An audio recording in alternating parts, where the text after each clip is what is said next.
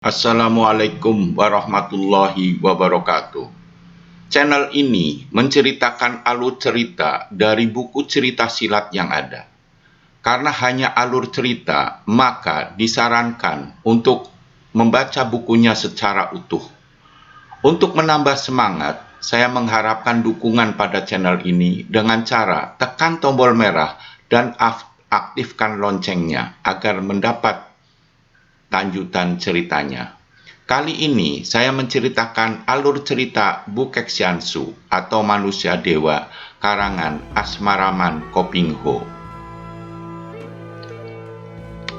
Jilid 12. Akhirnya Kwa Xin Leong beserta Han Swat Hong berangkat ke Butongpai, sedangkan Xuan Chu melanjutkan usaha mencari ayahnya di Batu Kue Lun. Keadaan Butongpai mengalami perubahan hebat, bukan hanya perubahan di luar yang nampak jelas karena adanya banyak anggota perkumpulan golongan hitam yang kasar dan ugal-ugalan, akan tetapi juga terjadi perubahan di dalam yang tidak diketahui oleh orang luar. Perubahan ini yang membuat Sui Nio seringkali menangis seorang diri di dalam kamarnya. Peristiwa yang memalukan hati Dara itu, yaitu ketika dia melihat betapa kakaknya, Sui Liang, telah menjadi kekasih dari subo mereka sendiri. Dalam pembangunan Butongpai seperti yang dikehendaki Dequatlin, banyak mendapat tantangan, seperti pendekar Se Chao, yang merupakan ayah dan anak pewaris ilmu pedang Hok Leong Kiam Sut. Keduanya tewas terkena pukulan Swat Im Xinjiang dengan tubuh membiru. Tidak sedikit juga para murid Butongpai yang merasa muak melihat sepak terjang Dequatlin dan berkhianat, diam-diam mencari kesempatan untuk mencuri tongkat pusaka dengan maksud mengembalikan tongkat itu kepada Kui Tek Tojin. Kui Tek Tojin, semuanya yang berkhianat dibunuh Dequatlin. Juga ajakan kerjasama dengan bertanding terlebih dahulu, dan siapa yang kalah dialah yang harus tunduk, seperti Kiamo Chaili menjadi sangat loyal terhadap Dequatlin setelah ditaklukkan. Bahkan rawa bangkai yang terletak di pegunungan Lu Liangshan itu menjadi markas kedua setelah Butongpai. Setelah Kiamo Chaili menjadi pembantu Dequatlin, banyak kaum sesat yang kemudian bergabung dan bekerjasama. Biarpun tidak resmi, mulai saat itu Dequatlin bukan hanya menjadi ketua Butongpai, akan tetapi juga menjadi datuk kaum sesat nomor 1. Hubungan rahasia yang diadakan oleh Dequatlin dengan para pembesar kota raja makin kuat dan luas. Diam-diam persekutuan ini mulai mengatur rencana pemberontakan untuk menggulingkan kaisar. Keadaan kerajaan Tang di masa itu yang duduk berkuasa di singgasana adalah Kaisar Beng Ong atau Kaisar Hian Tiong. Tak dapat disangka lagi di bawah kepemerintahan Kaisar Beng Ong, kerajaan Tang mengalami perkembangan yang amat pesat sehingga menjadi sebuah kerajaan yang luas wilayahnya. Di zaman pemerintahannya, bermunculan sastrawan-sastrawan dan pelukis-pelukis yang menjadi terkenal dalam sejarah, seperti Li Taipo, Tu Fu, Wang Wei, dan lain-lain. Namun disayangkan bahwa kebijakan Kaisar Beng Ong dalam mengemudikan roda pemerintahan ini mengalami godaan hebat yang meruntuhkan segala-galanya. Raja Beng Ong yang sudah berusia 60 tahun lebih tergila-gila dengan selir yang bernama Yang Kui Hui. Karena setelah malam pertama Yang Kui Hui melayani Kaisar Beng Ong yang tadinya giat mengurus pemerintahan, memperhatikan segala urusan pemerintahan sampai soal yang sekecil-kecilnya, kini menyerahkan semua urusan ke tangan para taikam, orang kebiri kepercayaan raja, dan para pembesar yang berwenang. Dalam beberapa bulan saja, Yang Kuihui berhasil menguasai hati kaisar. Dia menarik keluarganya menduduki tempat-tempat penting dalam pemerintahan. Bahkan kakaknya yang bernama Yang Koktiong diangkat menjadi menteri pertama dari kerajaan Tang.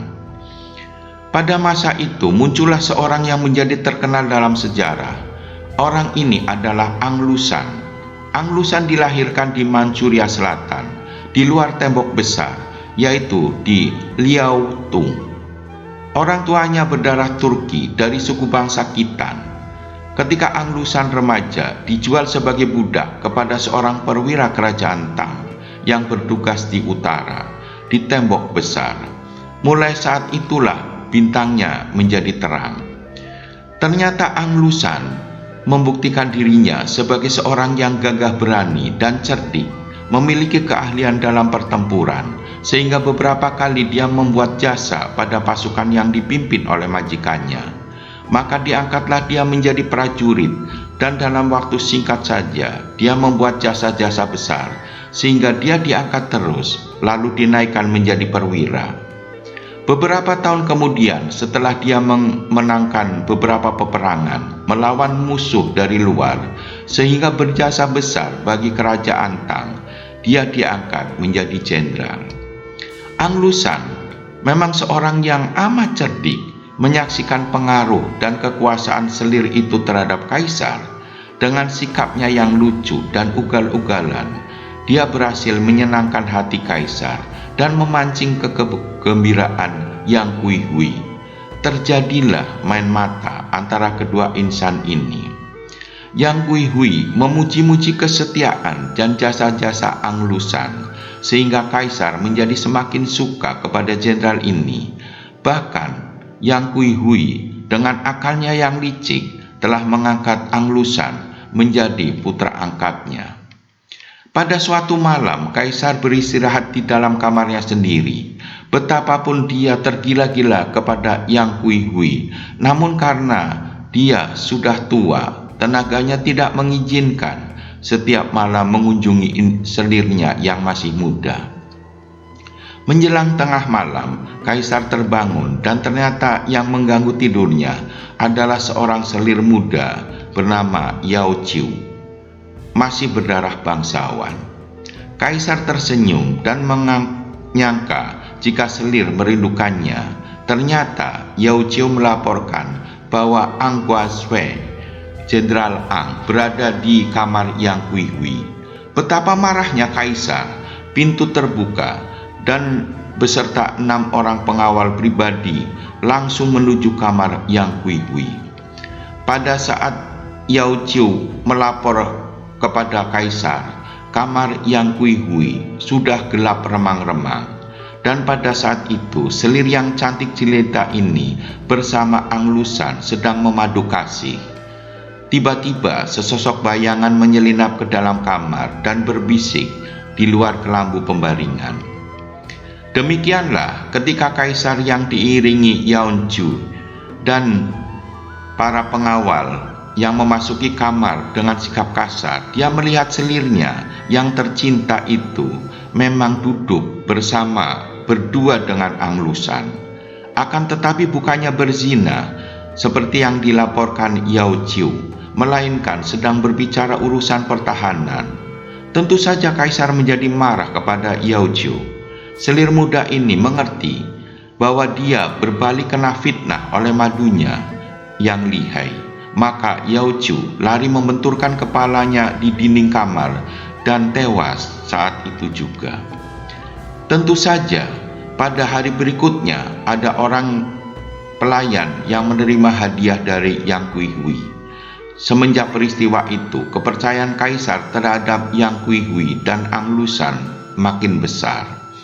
Ang Lushan memperoleh kehormatan yang besar, bahkan diangkat menjadi gubernur di provinsi Liaotung.